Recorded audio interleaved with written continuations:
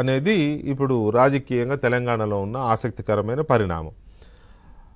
ఈ అంశంపై మనతో చర్చలో పాల్గొంటున్నారు కాంగ్రెస్ పార్టీ అధికార ప్రతినిధి కొనగాల మహేష్ గారు, నాయకులు, అలాగే భారతీయ జనతా పార్టీ సీనియర్ నాయకులు ముఖ్య అధికార ప్రతినిధి ఎన్వి సుభాష్ గారు మనతో చర్చలో పాల్గొంటున్నారు. ముందుగా సుభాష్ గారు నమస్కారం.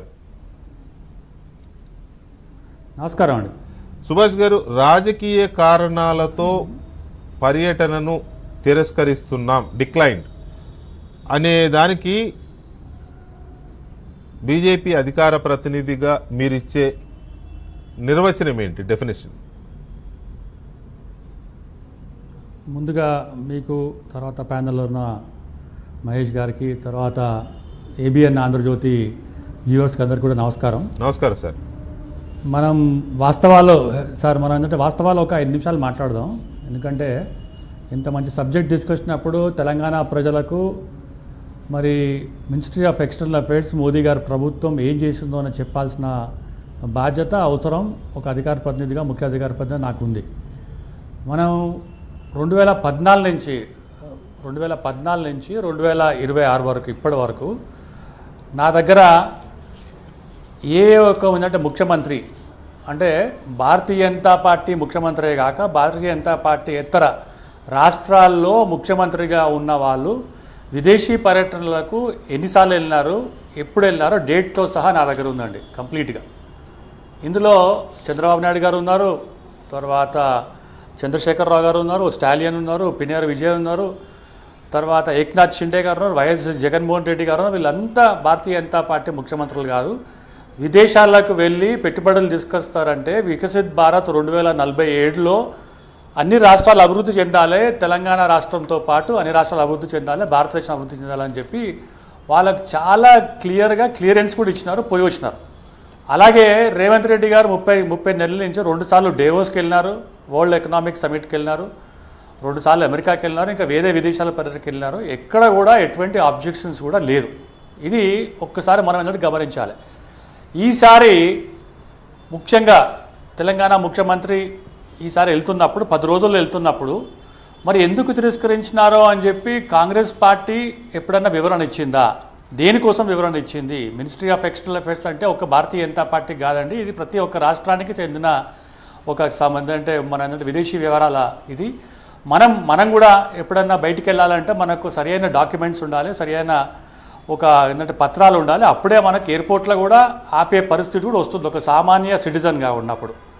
ఇవాళ రాజ్యాంగంలో అంటే ఏంటంటే ఒక పెద్ద మనిషిగా ముఖ్యమంత్రిగా ఉన్నప్పుడు ఇది తెలంగాణ ముఖ్యమంత్రి, కాంగ్రెస్ ముఖ్యమంత్రి కాదు, ఇది తెలంగాణ ప్రజలకు సంబంధించిన ముఖ్యమంత్రి.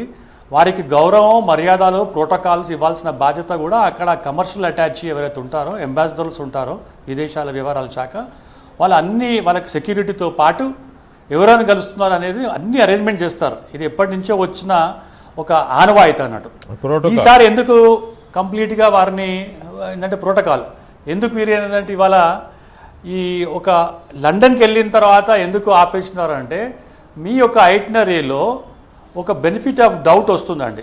బెనిఫిట్ ఆఫ్ డౌట్ వస్తుంది. మీరు లండన్లో ఎవరు కలిసినారు సార్? మీరు రేవంత్ రెడ్డి గారు ఏంటంటే ఎవరు కలిసినారు? ఇలా పోయి అక్కడ చాలామంది ఎవరైతే భారతదేశాన్ని అవమానపరిచి పుస్తకాలు రాసి ప్రొవోకేటివ్ స్టేట్మెంట్స్ ఇచ్చి పోడ్కాస్ట్ మొత్తం పెట్టి ఇటువంటి వాళ్ళను అక్కడ ఏంటంటే కలుస్తున్నారంటే ఇది ఏ విధంగా మీకు ఒక స్ట్రాటజిక్ పార్ట్నర్ అని చెప్పి అంటున్నారు కదా. విదేశాలకు వెళ్ళి పెట్టుబడి తీసుకొచ్చేందుకు ఎవరు కూడా అభ్యంతరం చెప్తలేరు. ఇంతకుముందు డేవస్కి పోయినప్పుడు కూడా మీరు ఏంటంటే మొత్తం తీసుకొచ్చినారు, డబ్బులు తీసుకొచ్చినారు, ఇక్కడ ఎంత పెట్టినారు అనే దాని మీద కూడా ఇంతవరకు మీరు అసలు క్లారిటీ కూడా ఇవ్వలేదు. కానీ అయినా కూడా మీరు ఇవాళ స్ట్రాటజిక్ పార్ట్నర్స్ అని చెప్పి అక్కడ విదేశాలకు వెళుతూ వికసిత్ భారత్ అని చెప్పి పెట్టి ఇవాళ తెలంగాణ ప్రజలకు అవమానపరిచినారు. ఇవాళ తెలంగాణ ప్రజలకు రావాల్సిన నిధులు మీరు విదేశీ పర్యటనలకు పోయి మన మర్యాద మొత్తం మంట కలిపినారు. దానికి మీరే బాధ్యతలు. మీరు అవమానపరిచినారు. ఫస్ట్ ఏంటంటే క్షమాపణ చెప్పాలి. నా పర్యటన పర్యటన సరిగా అవగాహన లేదు, మా చీఫ్ మినిస్టర్ ఆఫీస్ వాళ్ళు ఏంటంటే తప్పు చేసినారని చెప్పి వాళ్ళ మీద కూడా ఏంటంటే చర్యలు తీసుకోవాలి. వాళ్ళ మీద కూడా మీరు ఏంటంటే ఇవాళ కంప్లీట్ ఏంటంటే వివరణ ఇవ్వాలి. ఎందుకంటే మీ యొక్క దాని మీద వెరీ క్లియర్గా ఒక యుఎస్కి వెళ్తున్నప్పుడు మీకు స్ట్రాటజిక్ పార్ట్నర్స్ న్యూయార్క్ సిటీ మేయరా, మీకు మదానీ గారా, మీకు ఆయనతో ఏం పని ఉందండి మీకు? తర్వాత వైస్ ప్రెసిడెంట్ ఆఫ్ ఏంటంటే యునైటెడ్ స్టేట్స్ డైరెక్ట్గా సీఎం ఆఫీస్ డైరెక్ట్గా ఏంటంటే అప్రోచ్ అవుతుందండి. సీఎం ఆఫీస్ ఏం చేయాలి? మినిస్టర్ ఆఫ్ ఎక్స్టర్నల్ అఫేర్స్ పెట్టి మినిస్టర్ ఆఫ్ ఎక్స్టర్నల్ అఫేర్స్ నుంచి అక్కడ కమర్షియల్ అటాచ్ ఎవరు ఉంటారో, యుఎస్ అంబాసిడర్ వాషింగ్టన్ ఉంటారో వాళ్ళు అపాయింట్మెంట్ తీసుకుంటారు అంతే. మీరు లండన్లో ఎవరు కలిసినారు సార్? ఎవరైతే మీరు ఏంటంటే వరంగల్లో ఏంటంటే మన అక్కడ మీరు ఏంటంటే కలిసిన వాళ్ళు, మీరు లండన్లో మాయా టుడూర్ అని ఆవిడని కలిసినారు. తర్వాత ఫైజల్ దేవ్జీని కలిసినారు. వీళ్ళకి తెలంగాణ వీళ్ళతోటి కలిస్తే తెలంగాణకు వచ్చే పెట్టుబడులు ఏంటిది? తుకుడే గ్యాంగ్ వీళ్ళని ఏంటంటే మీరు ప్రొవోకేట్ చేసి వాళ్ళు పుస్తకాలు రాసి ఈ యొక్క మన ఏంటంటే ఇండియన్ డెమోక్రటిక్ సిస్టమ్ను వాళ్ళు అవమానపరిచిన వాళ్ళతోటి మీరు ఫోటోలు దిగి ట్వీట్ చేస్తున్నారంటే ఇది ఏ విధంగా తెలంగాణకు ఉపయోగపడుతుందో ఒకసారి ఏంటంటే చెప్పాల్సిన అవసరం ఉన్నది. అలాగే ఒక బెనిఫిట్ ఆఫ్ డౌట్ ఏంటంటే ఇక్కడ పెట్టుబడులు పెట్టినందుకు, ఇక్కడ సొంత పెట్టుబడులు పెట్టినందుకు సుభాష్